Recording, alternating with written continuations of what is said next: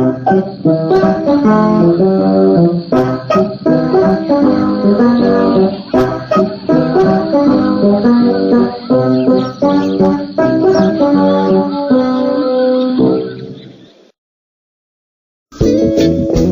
kiiresti kui vihm oli alanud, lõppes ta äkki. Nüüd saab hakata katkist katust parandama.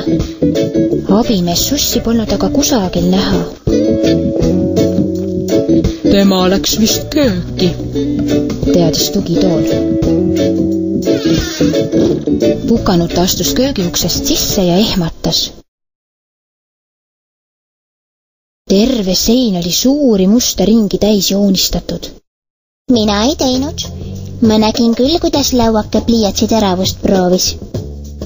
Oi, lauake. Sa pead nüüd küll seina ise puhtaks küürima. Joonistatakse ju ikka paberile. Tõreles Pukanuta lauaga. Ma ei joonistanud seinale. Joonistasid küll, ma ise nägin. Sussike, tule minuga koos keldrisse tööriistakasti tooma. Higivana köögikapp hakkas nihelema. Kuule, Suss, ma tean ju küll, et just sina seina peale sodisid. Suss muutus häbelikuks. Ma kartsin sulle tõtt rääkida, Pukanuta. Arvasin, et hakkad riidlema.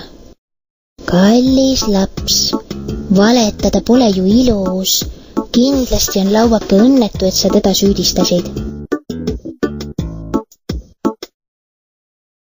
Ma palun vabandust, see polnud minust üldse kena. Peaasi, et sa enam ei tee, lausus Pukanuta. Ma koristan ise ära ja siis tulen sinuga keldrisse. Mina aitan sind.